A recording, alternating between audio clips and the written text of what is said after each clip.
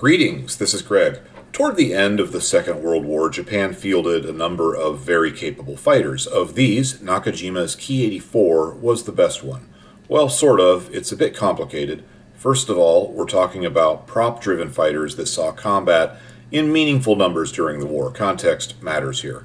If you go by just the numbers and look at speed, climb rate, firepower, maneuverability, and other easily quantifiable stats, not only does the Ki-84 look like the best Japanese fighter of the war, it's solidly in the running for best fighter of the war, period.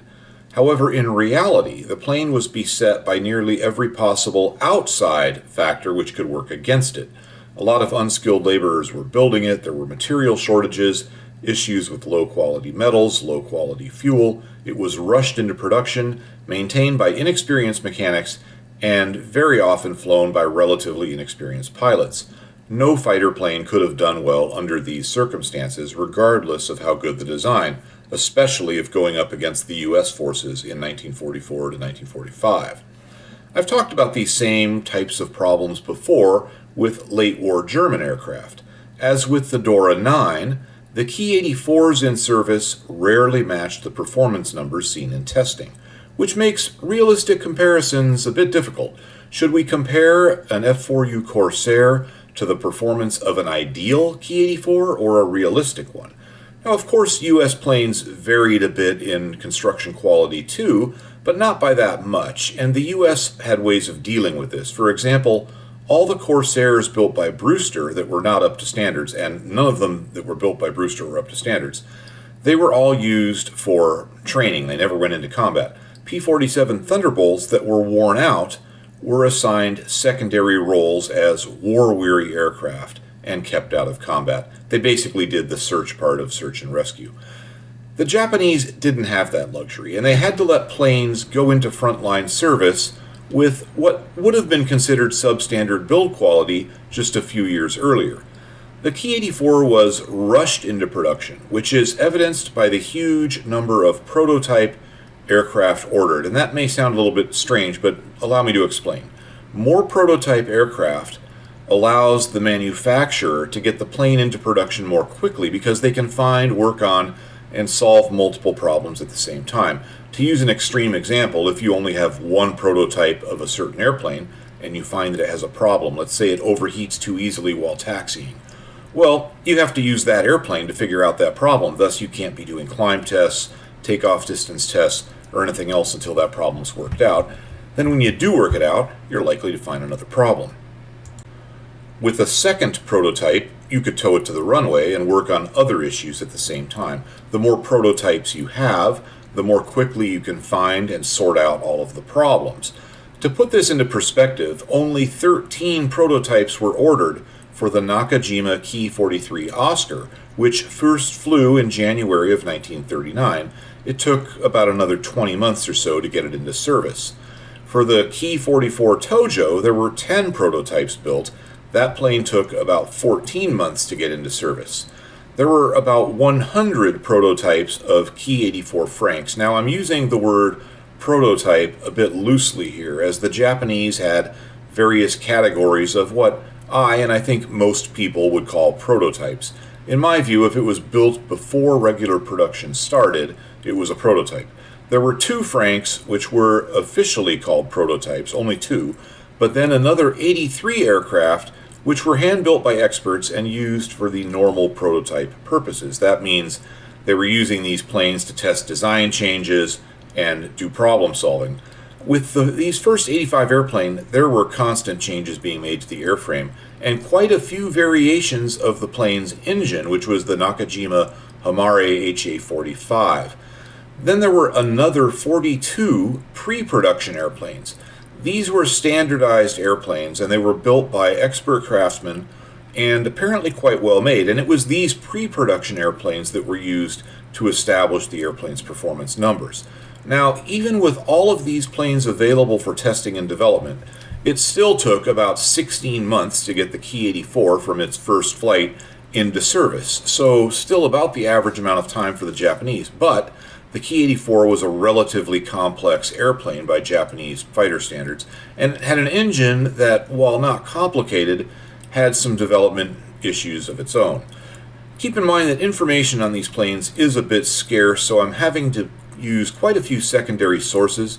The information on the number of prototypes and the reasoning for having so many of them comes from a quote from a Japanese Army Air Force officer involved in testing, which I found in this excellent book. Also, there are not many pictures of the Ki-84, so I may leave the few I have on screen longer than normal and even use them more than once.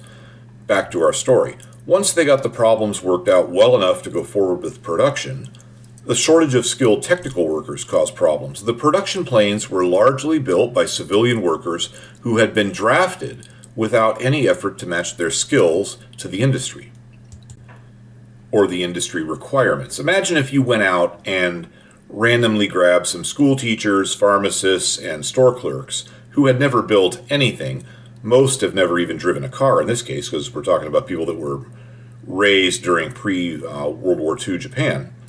And now they're building complex World War II fighters.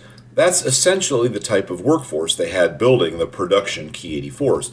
Now you add in the shortage of raw materials, metallurgy issues, and a very rushed production schedule, and it's easy to understand why they couldn't maintain high-quality standards. To make matters worse, the Ki-84 was a difficult plane to service and maintain, and by the time the plane made its operational debut, which was in March of 1944, a lot of Japanese mechanics had already been killed. We tend to think of mechanics as being safe, in the rear with the gear, so to speak, but that wasn't always true.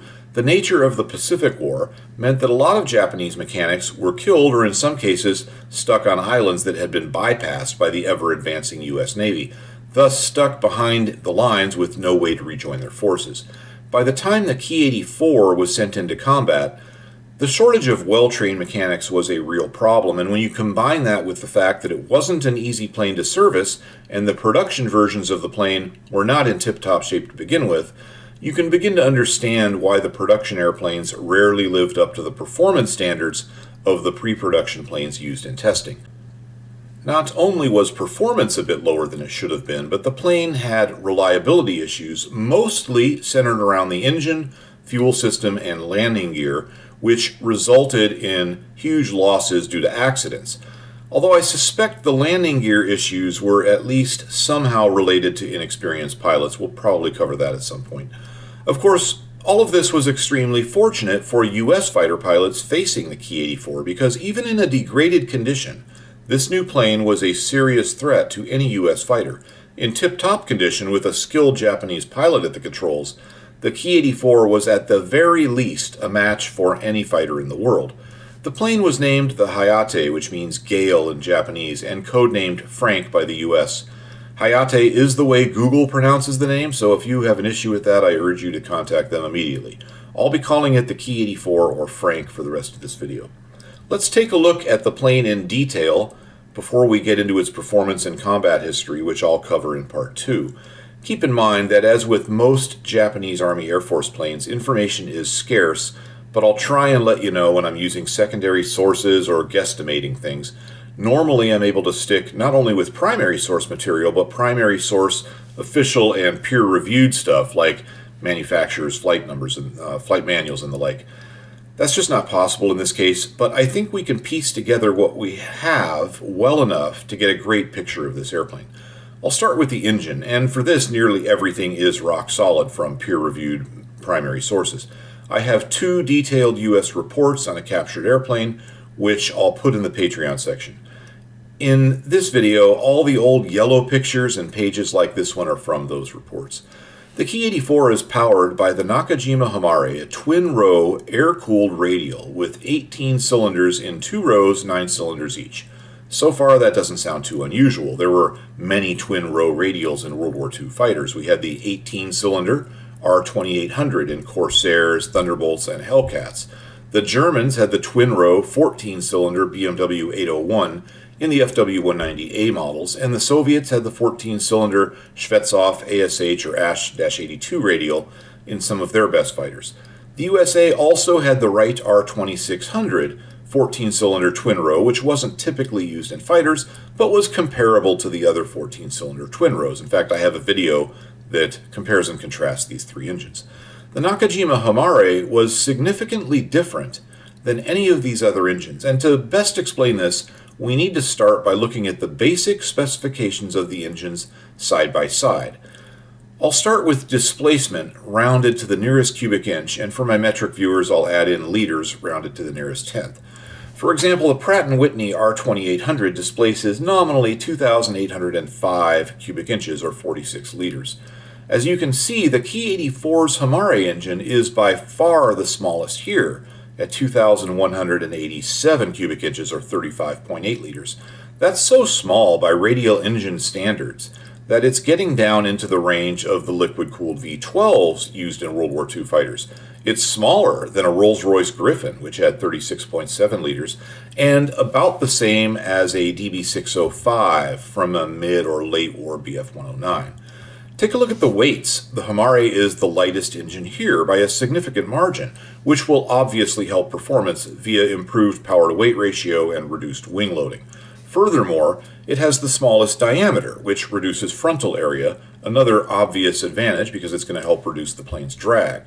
With specifications like these, we should expect the Homare to lag behind in terms of horsepower. So let's add in those numbers and see what we have. Now the big R2800 is by far the most powerful engine here. Late war versions in the turbo-supercharged P47 put out 2,800 horsepower. However, I'm going to put down the more common 2,000 horsepower number, which it had at 52 inches of manifold pressure. It's going to become very clear why I'm doing this. These are typical horsepower numbers for these engines. For example, the Shvetsov's horsepower number is from the version commonly used in the late war LA7s, as well as the earlier LA5FNs. The Homare's power numbers are at sea level and from a U.S. test of a captured airplane. 1,970 horsepower was a lot, and closely matches or exceeds the others here, but the Homare is doing it with a smaller, lighter engine. In fact, it has by far the most horsepower per cubic inch of displacement at 0.9 per cube. The next closest is the BMW at about 0.76 horsepower per cubic inch. The Homare also leads the pack in terms of horsepower per frontal unit area or per unit of weight. How is it doing this? When looking at World War II aero engines, normally, when a smaller engine is making more power than a larger engine of similar design, and all these engines are of similar design, they're all twin-row radials, and they're all air-cooled, and they're all 2 valves per cylinder, and so forth. So normally when you see that, the smaller engine making more power, it's due to greater manifold pressure via more boost from the supercharger. However, that's not the case here. Here are the manifold pressure values alongside the maximum horsepower numbers for the various engines. Now there are many versions of each of these engines. The specs for the R2800 would be typical for an early or mid-war version, typically on a P47 or Corsair. Some Hellcats actually had less than its rated 2,000 horsepower due to its inefficient intake system. I covered that in another video, but the 2,000 horsepower number at 52 inches is good for comparison here. The R2600 is at the takeoff power setting for a later war TBM Avenger. Normally this engine would have less power, but again, this configuration works well for this example. The BMW's engine specs are from an FW190A8. Its horsepower number is converted to the US rating, which is why it may look slightly different from what you normally see published for this airplane. Its manifold pressure is at 1.65 ATA, or units of atmosphere, which was the German way of rating manifold pressure. On that subject, I have never determined if the Germans were using 1,000 or 1,013 millibars to represent 1 atmosphere. 1,013 is standard, so that's what I went with. If we went with 1,000, which would be 1 bar, it would be about 48 inches, so pretty darn close either way. The Shvetsov specs are from the version of the engine used in the LA5FN and the LA7 seen here. The Soviet pilots set manifold pressure by millimeters of mercury, 1,180 in this case, which works out to 46.5 inches. It's very possible that the LA5FN actually ran a maximum of 1,200 millimeters, but that's another story. And that wouldn't be much different anyway. I want to stress that I'm not comparing ultimate versions of each engine. If I was, then based on horsepower, the R2800 would win this easily. The point here is to show that the Homare is quite unusual in that it makes its power with low displacement, but without a lot of manifold pressure. Now, there are obviously a lot of different ways of measuring manifold pressure. The Germans and Italians both used units of the standard atmosphere at sea level, which actually makes the most sense to me. For example, if you double sea level pressure in your intake manifold, you have 2.0 ATA. The US and the Soviet systems were similar, really the same, except one was in millimeters of mercury and one was in inches of mercury. Clearly an easy conversion. Just multiply or divide by 25.4, depending on which way you're converting, or you could use an online calculator, I suppose. The Japanese went off in another direction here and measured manifold pressure in centimeters of mercury above sea level in the standard atmosphere. Remember that ambient pressure at sea level varies from day to day and place to place, but there has to be some sort of standard of reference, and the people that decide such things decided that a standard day at sea level would have an atmospheric pressure of 29.92 inches of mercury, or 1,013 millibars, not millimeters of mercury. Those are two totally different things. So the Japanese referenced manifold pressure in centimeters of mercury above or below that number. Note, they may have used 1,000 millibars as standard as with the Germans, I just can't be sure, but it doesn't make enough difference to matter. This is one of the very few actual photographs I can find of a Ki-84 cockpit, and all the ones that I have you will see in this video. It's clearly from a captured plane, as some of the gauges have English labels placed on them.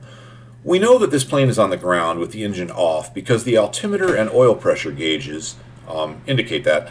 This is the manifold pressure gauge, and it's darn close to zero. It's not exactly zero because atmospheric pressure wasn't exactly 29.92 inches of mercury at the time the photo was taken. With the engine off, manifold pressure gauges will simply show ambient atmospheric pressure in most cases, which in this case looks like it was slightly above standard. If you think this is confusing, well, it was confusing to US test pilots as well. They were provided with this chart to clear it up, so we're going to go through this together. As you can see, 0 on the Japanese scale equals roughly 29.92 inches on the US scale. That's because 0 meant sea level standard pressure to the Japanese. At least that's the way to think of it. 29.92 inches, or 1,013 millimeters, is 0 on the Japanese scale. I'm sorry, 1,013 millibars is 0 on the Japanese scale. The British also did this, although they use PSI, so that's a different thing. Now, let's pick another number, say 42 inches of manifold pressure. On the Japanese scale, it's about 304 millimeters of mercury. By the way, I see references that the Japanese use millimeters of mercury, and that's the way it is on this chart. However, every Japanese gauge I have seen is clearly in centimeters of mercury, although maybe there's some small text on or near the gauge somewhere that says times 10 or times whatever, like when you see the number 30 on a tachometer and you know it's really 3,000 because it says times 100 somewhere. Could be like that. This panel is from a Ki-45, which was a twin-engine airplane. This one is from a Ki-61. It seems to me both have gauges that are clearly in centimeters of mercury. Anyway, 42 inches is about 304 millimeters of mercury on this chart. That's because sea level pressure in millimeters of mercury is 760, which is what the Japanese counted as 0. Add in that 304 and you get 1064. Convert to inches by dividing by 25.4, and you get 41.9 inches, so roughly 42, certainly close enough for government work. That's enough for this chart. Let's look at the big picture here, because it doesn't really matter if you use inches or millimeters of mercury or whatever. Any way you look at it, the Homare does not make its power by using a lot of manifold pressure. In fact, it's the opposite. It makes a lot of power with relatively low manifold pressure. Okay, so it's not a big engine, it's not running a lot of manifold pressure, and the engine design is much like the others here, meaning 2-row radial, 2 valves per cylinder. I haven't talked about it yet, but when we get into the supercharging system, you'll see it's relatively simple also. So why is this thing so competitive in power with the larger radials? We can positively identify 2 reasons. First, it spins relatively fast. The Homare makes its rated takeoff power at 3,000 RPM. We're running out of room on the page here. I think we're done looking at weight, frontal area, and displacement, so I'll get rid of those. I'll add in the RPM levels that correspond to each engine's maximum rated horsepower in these configurations. As you can see, the Homare runs between about 10 and 15% faster than all the other engines here. With all other things equal, that translates directly into more power. Here's the formula for horsepower. You can run the numbers any way you like, but at a given torque value, horsepower goes up with RPM. In fact, it's directly proportional. If you increase the RPM by 15%, horsepower goes up by 15%. This is the reason aircraft engines seem to have relatively low horsepower numbers relative to their displacement as compared with automotive engines. The aircraft engines operate in a much lower RPM range. 3,000 RPM for a piston engine aircraft is pretty high. For a car engine, it would be very low in terms of maximum speed. It also helps to look at the extreme case of motorcycle engines to kind of get a grip on this. It's not uncommon to see powerful motorcycles with really small engines. An example is this Kawasaki, which has over 300 horsepower, and this is a race version of the bike, from a 998cc or 61 cubic inch supercharged engine. How is it doing that? Well, for starters, that power output is at 14,000 RPM. Back to the Homare. It's getting a pretty good boost in horsepower by spinning up 10 to 15% faster than the more typical radials. Part of the reason it can do that is actually because it's a smaller engine than the others. The bore of the Homare is the smallest here, thus the pistons have the smallest diameter. That likely translates into the lightest pistons here, although I don't have that data. The stroke of the Homare engine is also the shortest here, so that means it has the lowest piston speeds at any given RPM. And remember, those big heavy pistons have to reverse direction, so there's a lot of stresses on these things associated with RPM. Although the Homare stroke is not as short as you might think. It's only 2.4 millimeters less than the R2800s. So, in addition to being able to turn at 3,000 RPM at maximum power, the Homare has another factor pushing up power. It has, by standards of the day, high compression. As you can see, it's by far the highest here, and all things being equal, more compression means more power. I have an entire video on that subject, probably goes into more detail than you really want regarding compression ratios and how they relate to the amounts of boost you can use, the fuel octane requirements, and knock, and so forth. I also have a video which includes a pretty effective demonstration on the effectiveness of compression. But for now, just know that with high compression, in order to avoid knock, which destroys pistons, you normally have to run less boost and or use very high octane fuel. However, the Homare does neither. It's set up to run on Japan's 92 octane fuel, and as you can see, as compared with these other engines, it isn't sacrificing manifold pressure. So how are they doing this? Well, it's with our old friend water methanol injection. Or I should say, I guess in this case, water alcohol injection. We'll get to that. Of course, the US and the Germans use these systems too, but the engines shown here are all variants running without it, except, of course, for the Homare. It seems the Homare was spraying an interesting mix of water, methyl alcohol, usually called methanol, and ethyl alcohol. So let's talk about this for a moment. What is often simply called water injection was actually a system spraying a mix of water with some type of alcohol. I talk about this extensively in another video. Many combinations of chemicals were tried in testing by NACA, and in most cases with operational aircraft, you had one of various mixes being sprayed. Sometimes just plain water was used. At least some engines were tested that way. However, this would often give you enough anti-knock protection to do the job, but there were some big drawbacks to injecting just plain water. The primary one was that the water would freeze in the tank at altitude, or in colder climates, obviously it could freeze even at sea level. So this wasn't normally used. Off the top of my head, I can't think of a specific case where I'm sure that injecting plain water was the norm. If and when it was used operationally, it probably would have been for logistical reasons, meaning plain water was all they had, and the plane was going to operate in warm conditions, meaning not at high altitude. The U.S. Navy often references water injection in reports with no mention of alcohol, specifically in Corsairs. Considering the manifold pressure Corsairs ran, and their missions were often at low altitudes, and of course on an aircraft carrier, one less chemical to carry is a plus. So Corsairs may have been running plain water, but it's unclear if that was the norm or not. Next up, we had water methanol injection, which was normally about a 50-50 water methanol mix. This was more or less what the Germans went with. It gives more anti-knock protection than water alone, and was very resistant to freezing in the tank. The Germans called it MW50, which was 50% methanol, actually slightly less because they had about 1% oil in there to lube the system and prevent corrosion. Often they ran MW30 when they were low on methanol, and even MW10, which would of course be only 10% methanol. I wouldn't be surprised if during the spring of 1945 they ran Doras with just straight water, but that's just a guess. P-47 Thunderbolts over Europe often ran water methanol with a 70% methanol mix. This was not because it offered better performance than the 50-50 mix. It was because the late Thunderbolts could stay at very high altitudes for so long that a 50-50 mix could start to form ice crystals in the cold, so they went to a 70% methanol solution to solve that problem.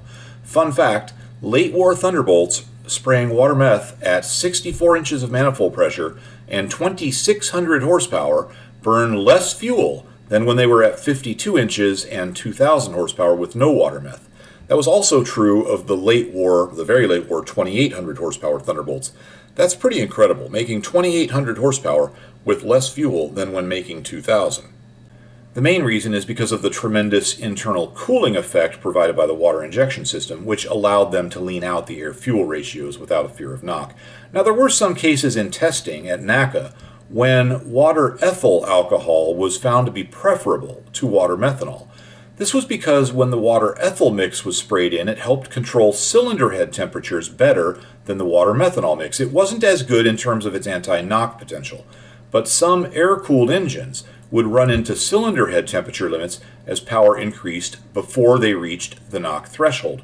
That means in this scenario you'd be increasing boost more and more to try and keep the power coming up, and at some point the cylinder head temperature would reach its limit before you encountered knock, and in that case water ethyl alcohol is the hot setup. Now, normally by the time a plane went into production, the cowling, internal baffles, and other things would have solved the temperature issue, so in most cases, even air-cooled engines ran water methanol, but not always. So, what did they spray into the Homare? Well, we don't know for sure what the Japanese were spraying. I'm afraid that may be lost to history. More likely, I just can't find it, because it's probably written in Japanese in some archive somewhere. But some information on World War II airplanes has been lost and is gone forever, even with U.S. airplanes like the P-47, which I've talked about before. What we do know is what the U.S. sprayed during testing the Homare. They were spraying a mix of 50% water, 25% methanol, and 25% ethyl alcohol, which is pretty unusual, but this was a fluid spec the U.S. had, although I don't know that it was ever used operationally in a U.S. airplane. In any case, it was used during the U.S. testing of the Frank, and I have to think that that's because it was the closest to what the Japanese were using, and it makes sense. It says in the report specifically that the spray was being used to maintain normal cylinder head temperatures. That explains the ethyl alcohol, and to suppress detonation, which of course explains the methanol. So I think the Japanese were spraying some sort of water, methanol, and ethyl alcohol mix. I don't know for sure, but that's the best I can do. I couldn't find the actual rate of spray. I really wanted to, but it's just not out there. But here's what I do know. They started spraying this stuff at only 37 inches of manifold pressure. That's only 1.24 ATA, which is very low by normal standards. By comparison, normally U.S. engines didn't start spraying until over 52 inches. Typical U.S. systems would start spraying at around 54 inches in a radial engine. And the Germans, they didn't start spraying until they were somewhere north of 43 inches, and that was with 87 octane fuel. So the Homare, with its high compression and 92 octane fuel, needs to start its spray at only 37 inches, the lowest here, which means it was spraying most of the time for takeoffs, climb, and combat. To accommodate this, the Homare had a 35-gallon tank just aft of the cockpit. That's a big tank. For comparison, the early P-47s had a 15-gallon tank for the water methanol system, and even the later P-47s only a 30-gallon tank for their far larger and more powerful R-2800s. Side note, one report says the Ki-84 had a tank with a capacity of 42.2 U.S. gallons, but the other says 35 U.S. gallons, both U.S. gallons. Now, 35 imperial gallons is darn close to 42.2 US gallons. So I don't know if there was an error there related to the different systems of measurement or something else. I'm going with 35 US gallons as the correct tank size. However, they did test at least two different Franks, meaning two different serial number airplanes, different airplanes. So maybe some Franks had a 42.2 gallon tank, I don't know. Either way, it had a big tank and it needed to spray very often in order to keep the engine safe. So the high compression ratio and high RPM were big keys to the Homare's power. Of course, there could be advantages elsewhere, like valve sizes, valve timing, valve seat angles. There are all sorts of science things involved in those factors. How well the ports flow, just all sorts of outside factors here. But complete data on that just doesn't exist. We have some, just not enough to form any solid conclusions, which is a bit frustrating that we have things like partial valve timing info, as you can see here, but not enough to compare this factor to the valve timing of an R2800 or much of anything else. We do have really good data on all of this stuff for Germany's BMW radial. I have the complete manual for that thing in the Patreon section, although it's in German. Now, I do think that the Homare's high compression and high RPM levels are enough to explain how the relatively small engine matches power pretty well with the bigger radials. Now, I don't want to give the idea that the thought of using high RPM and high compression was new or entirely unique to the Japanese. It wasn't. It was just another way of doing things with its own set of ups and downs, like anything else, I suppose. I guess the key question is, was it the right way to do things for the Ki-84's engine? I think when we get into the aircraft's performance, the answer will be self-evident, but I'll still talk about those issues when we get there. One advantage of the high compression, high RPM method is that it reduces the reliance on supercharging. This enables the Homare to get by with a simple centrifugal supercharger with dual speeds, no intercooler. This was primitive by 1944 standards. It's basically about Battle of Britain level tech. But it did the job pretty well in this case because of the other factors we talked about. The lack of a second stage or an intercooler helps keep the weight of the plane down and the streamlining up. Now, there are several models of the Frank, and they differ mainly in armament. Initially, they had twin HO-103 12.7mm machine guns in the cowl, synchronized, of course, to fire through the propeller arc. It's also packing a pair of HO-5 20mm cannons, one in each wing. The props are outside of the propeller arc and thus not synchronized to fire through the propeller. They're what we call free firing. Now, this was pretty decent. It's quite a bit like the Dora 9 in that it's a balance between anti-fighter and anti-bomber. However, it's not quite as good as the basic statistics initially imply. Those 12.7mm machine guns are similar in caliber to the US M250 cals found in Corsairs, Hellcats, most US fighters. It's also the same, it's in the same range of caliber as the German MG-131s, which were also cowl-mounted in late war German fighters. However, the HO-103 uses a smaller cartridge, so it has less punch per round and with less range, although in practical terms the decreased range doesn't matter much, because the range of these weapons when mounted on fighter planes was effectively limited by accuracy, not the capability of the gun or ammunition. In other words, once the target is out beyond 800 yards, hits are very unlikely, although the ammunition is still packing enough of a punch to do serious damage if you do hit. As with the USM-2, the 103 could fire a variety of types of ammunitions, tracers, incendiary, and even one with a small explosive charge, making it into sort of a mini automatic cannon. The big drawback of the HO-103 was its rate of fire once it was synchronized to shoot through the propeller arc. The gun, when free firing, has a rate of about 900 rounds per minute, but as installed on the Ki-84, it's down to about 400 rounds per minute. That's about half the rate of fire of the free-firing 50 cals in the US airplanes. Now, the German MG-131 was also synchronized, but had an electric priming system that kept the rate of fire on par with the free-firing USM-2s, even when firing through the prop arc. Also, the Homare is shooting through a four-bladed prop, although the blades are thinner than those on a three-bladed Dora, so I'm not sure that's much of a factor. I think they should have copied the German MG-131 system with the electric priming. Just keep in mind, when it comes to guns, I'm a bit out of my wheelhouse here. Sure, I've fired guns. I live in Oklahoma. Everybody here has guns. I even own a few World War II era rifles. But the nuances of firearms really require a serious subject matter expert to explain why the HO-103 slowed down so much more than the German guns when synchronized. In short, while initially the Frank's machine guns look competitive on paper, due to the lower rate of fire and less potent ammunition, the HO-103 was less than half as effective as a US M2 or a German MG-131. Don't think that that means they can't bring down an Allied airplane. They can. I suppose that the key point here is that they're not as potent as their specs would initially indicate. Now, one plus, though, is the Frank carried about 350 rounds per gun, which translates into about 52 seconds of fire. That's a lot of trigger time for a fighter plane. Now that brings us to the HO-5 cannons. They're quite comparable to the German MG-151s on the Dora. Both are 20mm, have near identical muzzle velocities. The rates of fire are about the same too. This chart is from a 1943 issue of Flying Magazine. I added the HO-5's rate of fire at the bottom so you can get a reasonable comparison.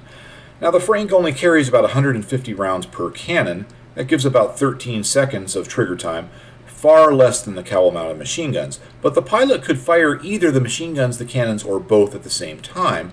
And both types had similar muzzle velocities, and their trajectories were similar enough, at least at closer ranges, that the pilot could fire the machine guns only, and when the tracers showed they were hitting home, then bring in the cannons. The triggers were both on the control stick. Some Japanese fighters, not the Frank, but some had the triggers on the throttle. In fact, I was really curious about this, and I temporarily configured my home flight simulator this way, and found that I could shoot more accurately with the trigger on the throttle. So Mitsubishi may have been onto something there. However, I ended up switching it back because the button configuration just didn't work for some of the sims I fly. Back to the Frank. So that setup with the dual cowl-mounted 12.7s and free-firing wing-mounted 20s was pretty decent. Not amazing, but not bad.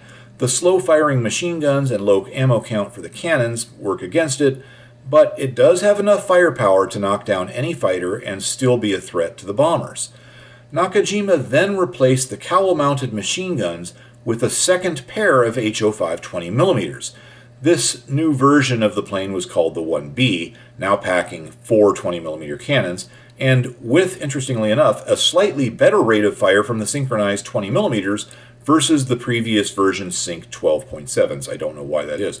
But with this combination, the Frank could knock down any Allied fighter with very little time with the guns on target.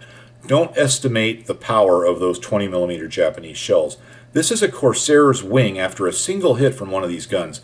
You can clearly see the entry hole and massive damage from the flap from what I think was the shell's explosive power.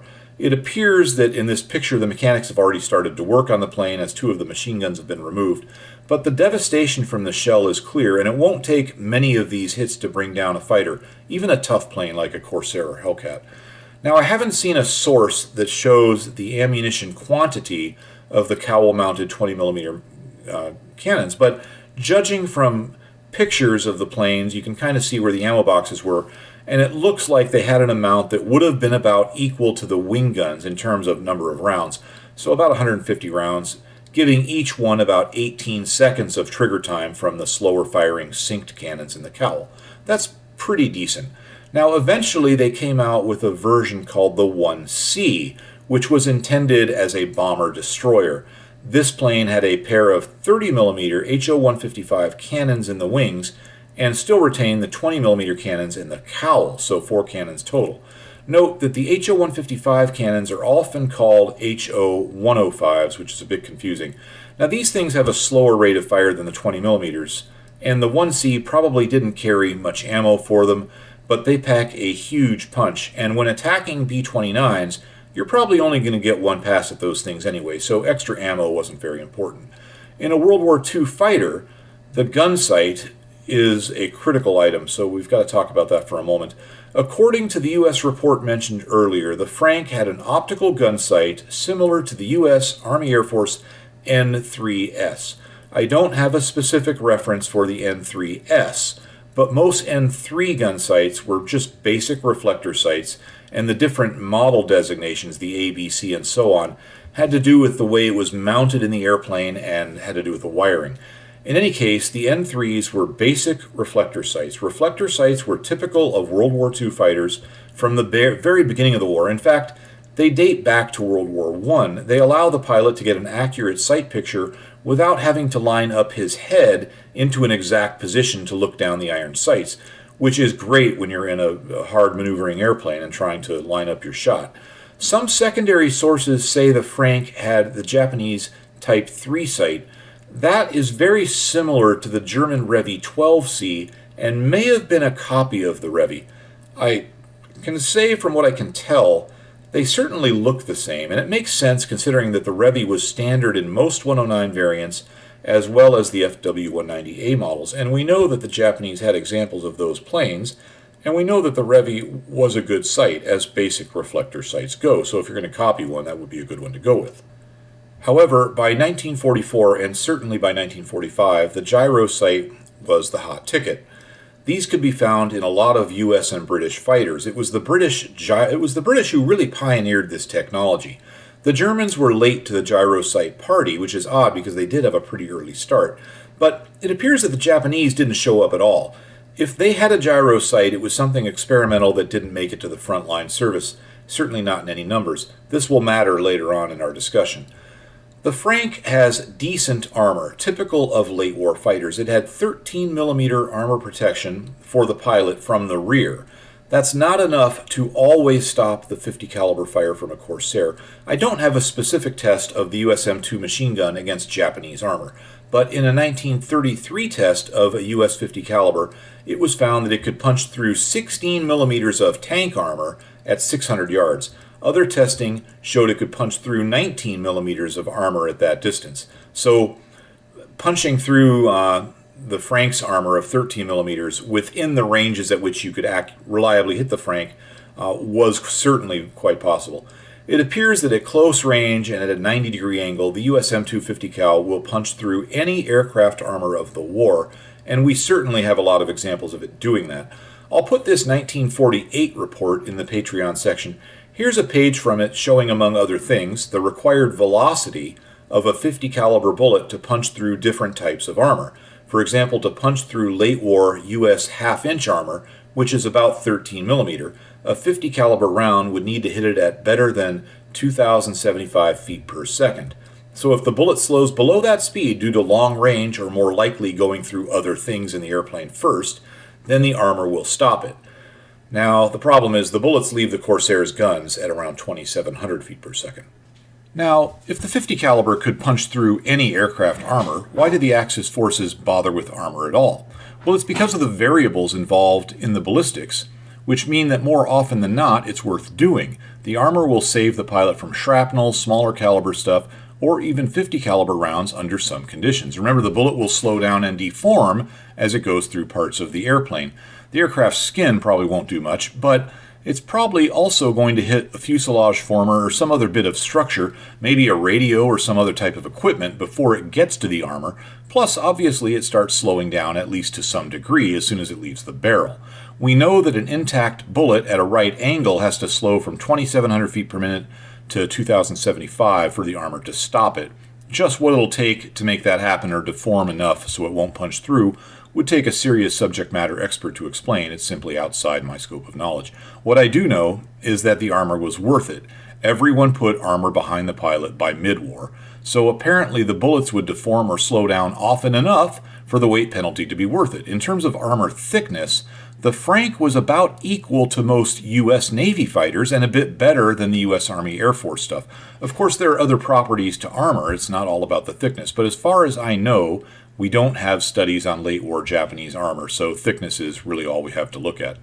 The pilot was protected from the front by the engine, the fuselage tank, and I think in most cases by an armored windscreen. I say I think because one of the two captured examples tested by the U.S. did not have an armored windscreen, and it's not clear from the reports if the other one did or not. However, captured Japanese documents referenced a 65mm unit. It was one of those armored glass plates that's actually between the actual windscreen and the pilot, much like what you would see on an earlier D-model Thunderbolt. This picture with Robert S. Johnson shows this type very clearly. The armored glass, which was called an armored windscreen, was behind the actual windscreen. Now, there are definitely pictures of Franks with armored glass. You can often see it in the pictures. So, I don't know why one of the captured Franks used in testing didn't have it. Maybe they didn't all have it, or maybe it was removed from this specific airplane for an odd reason. Perhaps it was damaged in combat and they didn't have a replacement. I'm pretty sure, though, that the production airplanes all left the factory with the armored windscreen, because in every picture of a production Frank, in which I can see that part of the plane clearly enough to tell, which of course really isn't very many pictures, it seems to be there. Now that you know what to look for, and as we go through pictures of the plane, you can judge this for yourself. The Frank had self-sealing tanks and featured overall robust construction by Japanese standards. The fuel system was okay. It's not stellar like what's in the FW-190 or the later post-war Hawker Sea Fury, but it's not terrible. The plane has 5 internal tanks. Each wing has 2 tanks, which were interconnected and thus function as one tank for fuel management purposes. Of these wing tanks, one was at the leading edge about mid-span, the other ones were in close near the fuselage. There's also a tank in the fuselage just forward of the cockpit, and the plane could carry 2 drop tanks. Total internal fuel capacity was 185 gallons. With the drop tanks, the total was 359 gallons. The fuel system requires some management and planning. The pilot can burn out of the fuselage tank or from the left wing, the right wing, or both wings at the same time. Now, we don't have the pilot's manual for this airplane, but taxi and takeoff was probably done on the main tank, and then during climb out, the pilot would have switched to the external tanks, or if those not carried, to the wing tanks. You want to burn those wing tanks quickly because that outboard fuel is going to affect your roll rate. Now, I suspect that the pilot would have normally used the fuselage tank for combat and probably landing as well if he had enough fuel remaining in it. The ability to burn from just one wing at a time was useful for a few reasons. First of all, almost all aircraft that can burn from both wings at the same time will invariably consume fuel from the wings at different rates, leading to a lateral imbalance. The Ki-84's fuel gauge has a selector on it which enables the pilot to independently read left wing, right wing, or fuselage tank. So when you see the fuel quantity in one wing getting lower, you can burn out of the high wing for a while to even them out. Now, another reason you'd want to burn from one wing alone is because unlike most US fighters, the pilot of a Frank can't adjust the aileron trim in flight. So if one wing is tending to drop rather than constantly hold it up with pressure on the stick, you can even it out a bit with differential fuel. On a long trip without aileron trim, that makes the flight a bit easier, and this is typically done in modern private aircraft. It's kind of a standard technique. Also, if one tank develops a leak because combat damage, or maybe it just developed a leak, you may want to burn from that tank to minimize the fuel lost due to the leakage. In short, the Frank's fuel system is decent. The tanks are self-sealing. It has 5 internal fuel tanks, partly because that's the only way they could get all the fuel in there and still maintain an acceptable center of gravity. However, using 5 separate internal tanks has the additional advantage that if one gets hit and leaks, you're not going to lose all your fuel. And the ability to burn out of individual wings or both simultaneously is nice. In those respects, the Frank's fuel system is quite comparable to most US fighters. From a workload standpoint, it would have been nice to have a selector valve position that burned from all the internal tanks at once, like a 190 or a Sea Fury, but it's still not bad in terms of fuel system workload. It's about like a P-51 Mustang in that sense. I mentioned the trim a moment ago. The elevator trim is, of course, controlled from the cockpit. The aileron and rudder trim are only adjustable on the ground via bendable trim tabs on the control surfaces. This was very typical of Axis fighters. Thus, the aileron and rudder trim would only be correct at a specific airspeed and power setting. Typically, these would be set up for cruise conditions. In other words, at high power and low speed, the rudder trim is going to be too far to the left, and at low power and high speed, like in a dive, it'll be too far to the right. It's not a huge deal, but the US airplanes were a little nicer in this regard. As a general rule, the US fighters had more pilot convenience, or maybe we could call them creature comfort items, than the fighters of other nations. Now, there are a few reasons for that, but it's mainly because from pretty early on, the U.S. planned longer duration flights and at higher altitudes. For example, as with many fighters, the Frank lacks a cockpit heater. Some Axis fighters like the Dora had a plug-in for an electrically heated flight suit, but not an actual cockpit heater. Most Spitfire and 109 variants had no cockpit heater at all, even versions flying by the end of the war. Pilots of these planes just dressed warmly and generally were not in the air for all that long. Now, there may have been some oddball versions, long-range recon airplanes or pressurized versions that did have cockpit heat, but it was not the norm. Also, I think that some of the 109s had a plug-in to electrically heat gloves to warm the pilot's hands. But I've just seen very vague references to that and no pictures, nothing really concrete, but it's probably out there. In any case, nearly every U.S. fighter had a pretty decent cockpit heater, although the early P-38s had a famously poor heater, but at least it still had one. Also, the Frank has no way to jettison the canopy. To bail out, the pilot has to crank the canopy open, which takes time. There's no parking brake in the Frank. This isn't a criticism, really. I mean, I get it. Why add weight and complexity with a system that doesn't improve combat performance? The German planes were largely the same way. I'm just trying to point out the differences here in philosophy. The U.S. Army Air Force seemed to really think that the benefits of a parking brake offset the drawbacks because all the frontline U.S. Army Air Force fighters had them. The P-38, P-39, P-40, P-47, and P-51. Yet, German and Japanese fighters usually didn't. The pilot of a Frank or an FW-190 or a 109 has to pay attention and keep pressure on the brake pedals, on the brakes, while the engine is running on the ground and performing its checks. The Frank also lacks an onboard self-contained electric starting system. It uses an inertial flywheel like many World War II fighters. However, instead of spinning it up via an onboard electric motor before engaging it and cranking the engine, it's spun up by the ground crew via an external crank. Thus, the plane will always need two people to start the engine. Not great in a scramble, but it saves expense, weight, and space. In fact, the U.S. testers tried to fit an internal electric starter to it and found that it was just impossible due to the cramped nature of the Frank's construction and just a general lack of space and, of course, the size of electric starter motors at the time. It could be started this way via an external hand crank. So, in other words, you'd crank a flywheel up and then engage it to crank over the motor. Now, it's possible the Japanese had an external electric motor that would plug in and spin it. I've heard about that, but I haven't found a picture of it, just some vague mentions in places. It's typical when you research Japanese stuff. A lot of secondary source things will mention stuff with just no way to verify anything. Moving on, the gear and flaps in the Frank are powered by the hydraulic system and are in all respects much like the hydraulic systems in U.S. aircraft. The hydraulics are powered by an engine-driven pump, so no electrical power is required for operation, although, of course, various indications are electric, like position lights for the landing gear, things like that. If the mechanical pump fails or if the engine's not running, there is a manual pump, and that can be used for ground servicing or in-flight emergency situations. On the ground, a mechanic might want to move the flaps but not start the engine, and in flight, the pilot may want to use the hand pump to pump the gear down or the flaps. Although even without hydraulics, it's possible to get the gear in the Frank to free fall into place. Now, the brakes are also hydraulic, but they have systems independent of the main hydraulic system and of each other, which is pretty much like every airplane I'm familiar with, at least every airplane that uses hydraulics for the brakes. The plane's electrical system ran on 24 volts. There wasn't a lot of electrically powered stuff in this airplane. Various gauges, indicator lights, gun triggering, gun sight, some other things.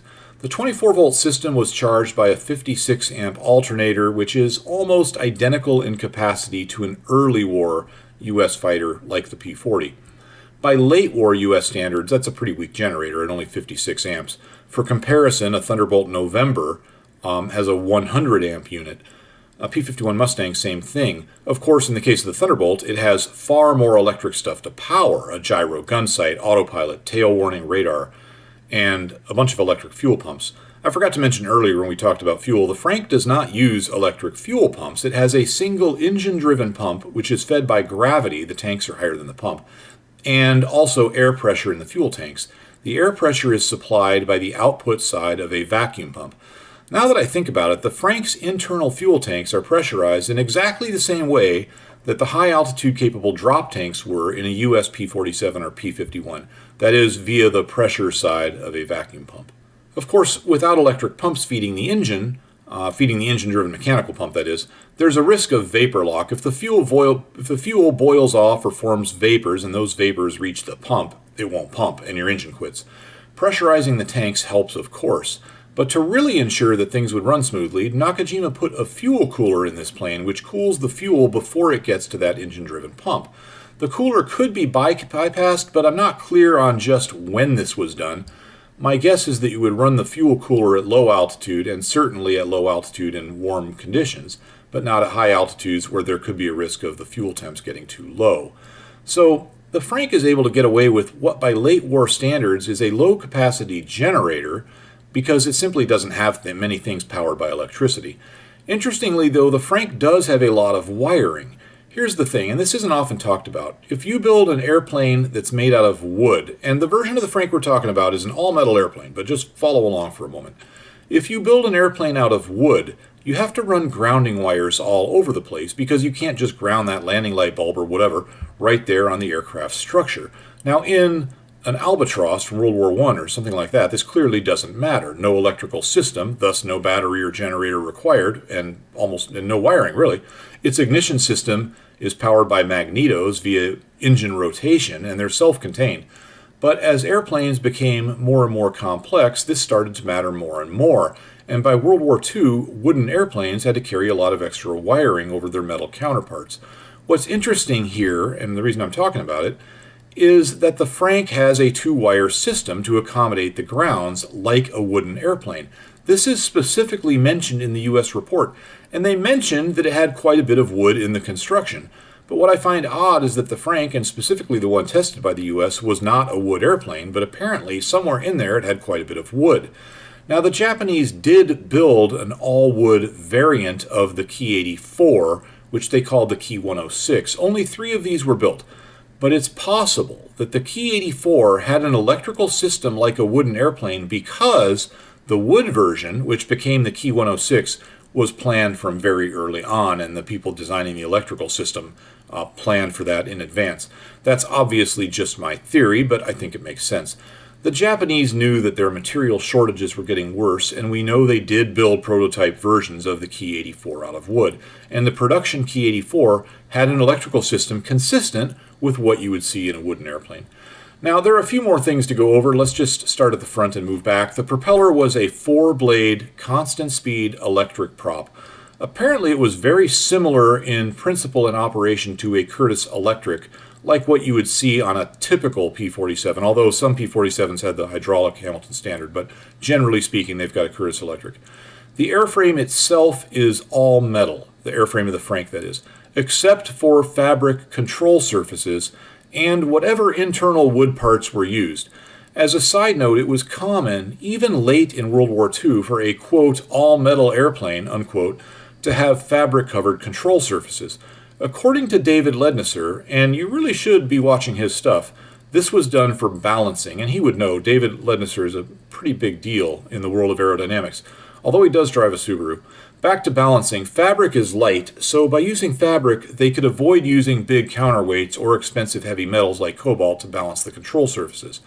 Now, I've seen cases where they use magnesium on control surfaces to keep them light enough to avoid the use of significant counterweights. The Beach Bonanza is set up like that. It's also a great flying airplane. It came out in 1947, still looks like one of the most modern airplanes parked on the ramp, and it has the performance to back it up. Of all the types of planes I've flown, it's one of my favorites. I can't decide if I mean that as a compliment to Beechcraft's engineers of the past, or if it's a sad commentary on the state of today's general aviation. Anyway, magnesium, it's light, but apparently that also makes the part pretty close to non-repairable. Fabric-covered surfaces are easy to repair, so that's a big part of the reason they stayed around for so long. They're easy to balance and easy to repair. Even the Corsair Dash 5 has fabric-covered control surfaces, and that's a full-on post-war superprop. Back to the Ki-84. It's flush riveted, which helps reduce drag, and overall it's a pretty sleek design. The oil cooler, which is located under the cowl, is the only thing on the plane that looks to me like a bit of an afterthought. Overall, I think it's a really good-looking airplane. At the top of the cowling, we have an inlet duct for the carb, and it's as far forward as it can be, which should maximize that ram effect. Don't underestimate the performance of ram air to an aircraft's performance. This is not a car. In the case of many U.S. airplanes like the P-51 with the Merlin Dash 3 engine, we have charts showing it can maintain rated manifold pressure and thus rated power to much higher altitudes with the ram air. Now, in the case of the P-51, not all of this benefit comes from the ram effect alone, because in the non-ram configuration, the air also goes through a filter and is a bit warmer because it's taken from the engine compartment, although really not much warmer.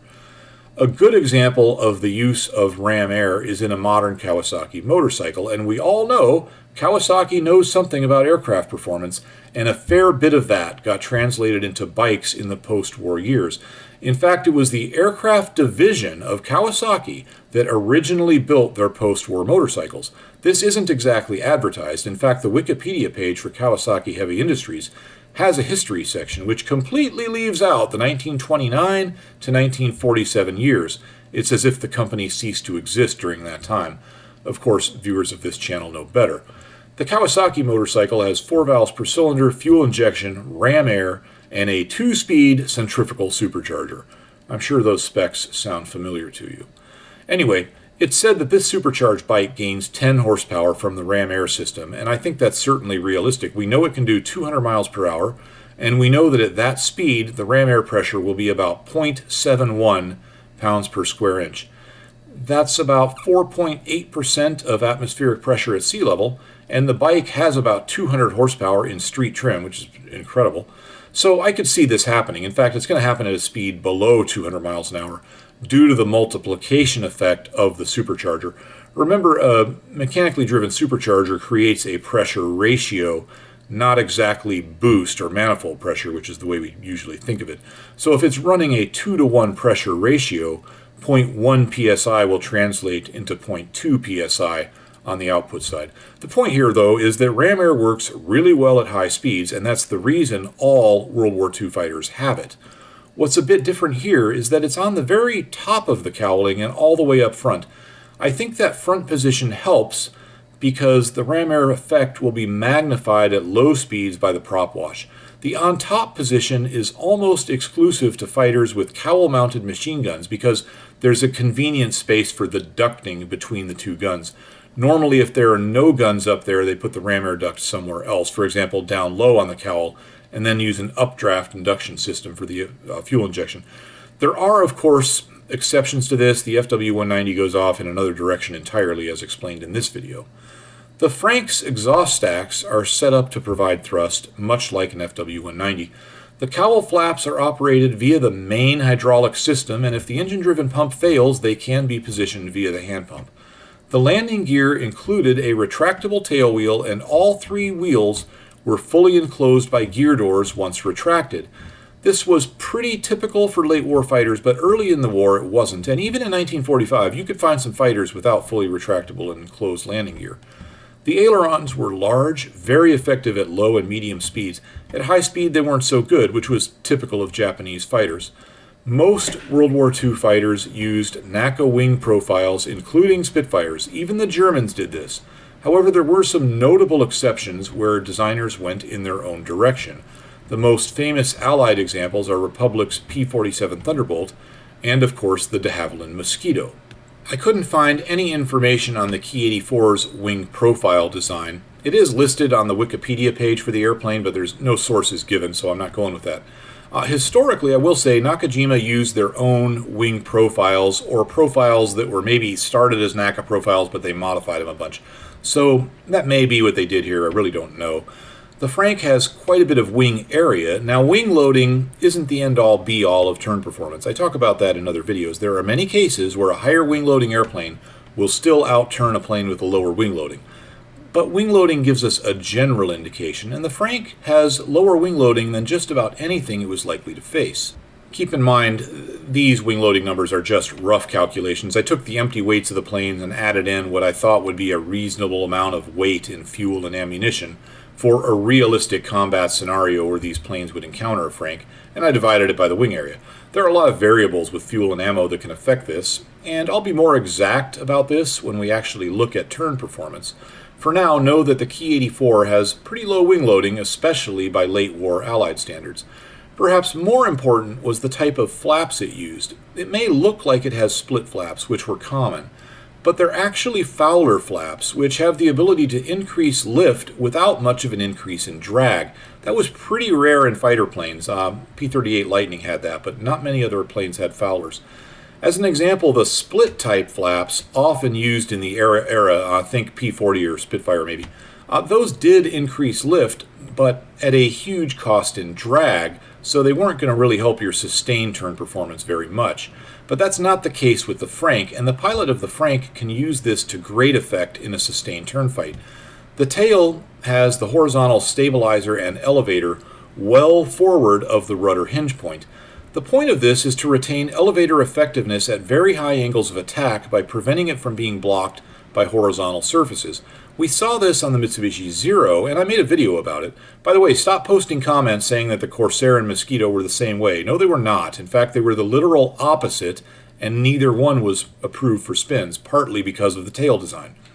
Anyhow, as time went on, more and more airplanes started to use a configuration something like the Zeros, more and more fighter planes that is, although usually to a lesser degree. It's interesting to note that on the Nakajima Ki-84, the tail configuration was largely conventional, yet Nakajima went to a setup much like the Zero's tail on the Ki-84, and we see that on the 84 as well. Also, the rudder goes all the way to the bottom on the Nakajima airplanes, much like a 109 or a P-51. And as we will see when we get to the performance in the next section, the Frank's rudder was highly effective. It sort of combines the best of both worlds from a P-51 and a Zero. I guess that's one way to look at it. I think we can summarize the Frank's overall design by saying that it was a modern airframe utilizing everything Nakajima had learned from their previous designs, which is what you would expect, and it combined nearly all the maneuverability of their early Ki-43 Oscar with even more speed than the Ki-44 Tojo. The engine was an interesting case of a relatively small displacement and low weight engine, but still had relatively high power via high compression and RPM. It's really the only frontline radial engine fighter that was set up this way. Most of the others made power via displacement and or boost. Of course, there are a few exceptions that go in another direction. The Napier Sabre, that's not a radial, but that's one that uses high RPM, but that's another story. The Ki-84 Frank was close to being a true best of both worlds fighter plane, fast and agile. In speed, it was a close match for the fastest U.S. fighters. Generally not quite there, but close enough so that interception of a Frank would be difficult or impossible. The Frank could outmaneuver or outclimb any U.S. fighter which saw combat in the war. So even if you did catch it, if it was a good condition airplane competently flown, you were in danger when you caught up to the thing. Of course, it is important to keep in mind the quality control and other issues facing the Frank and its pilots. It's not all about the numbers. Please watch part 2 of this video when we go over the performance comparisons, operational history, and more. That's all for now. Goodbye, and have a great day.